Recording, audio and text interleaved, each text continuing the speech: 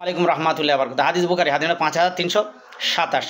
হযরত আয়েশা রাদিয়াল্লাহু আনহা বলেন, আল্লাহ রাসূল সাল্লাল্লাহু আলাইহি ওয়াসাল্লাম আমাকে অথবা কাউকে বদ নজর লাগলে ঝাড়ফুঁক করতে হুকুম দিয়েছেন। হাদিস 5328। হযরত উম্মে সালামা রাদিয়াল্লাহু আনহা বলেন, আল্লাহ রাসূল সাল্লাল্লাহু আলাইহি ওয়াসাল্লাম একদা নবী করিম সাল্লাল্লাহু আলাইহি ওয়াসাল্লাম তার ঘরে একটি মেয়েকে দেখতে পেলেন, তার চেহারা বদ নজর লাগার চিহ্ন ছিল। তখন তিনি বললেন, এর জন্য ঝাড়ফুঁক করো, কেননা তার উপর বদ নজর লেগেছে। হাদিস বুখারী হাদিস 5329। হাদিস আবি হুরায়রা রাদিয়াল্লাহু আনহু থেকে বর্ণিত, নবী সাল্লাল্লাহু আলাইহি ওয়াসাল্লাম বলেছেন, বদ নজর লাগার এক বাস্তব সত্য, আর তিনি গায়ে উল্কি আঁকতে নিষেধ করেছেন। হাদিস বুখারী গায়ে উল্কি আঁকা ট্যাটু করা নিষেধ, কিন্তু বদ নজর লাগলে নবী সাল্লাল্লাহু ঝাড়ফুঁক করতে বলেছেন, তবে সেটা শিরিক কুফার মন্ত্র দ্বারা নয়, কোরআন হাদিস দ্বারা, যেমন সূরা ফাতিহা, সূরা ইখলাস, ফালাক, নাস দিয়ে, সূরা কাফিরুন দিয়ে আপনি ঝাড়ফুঁক করবেন। এইগুলো সব ঝাড়ফুঁক করার জন্য এর শানে নুজুল পড়বেন।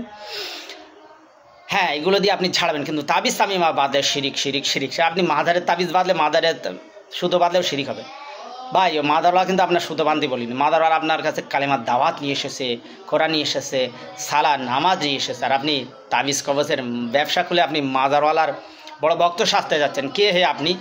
মুশরিকদের আকীদা আপনি ঢোকাতে চাচ্ছেন ইসলামের ভিতরে। হে আল্লাহর ওলির দুশমন, নবীর দুশমন, ভালো হয়ে যাবে বেলা।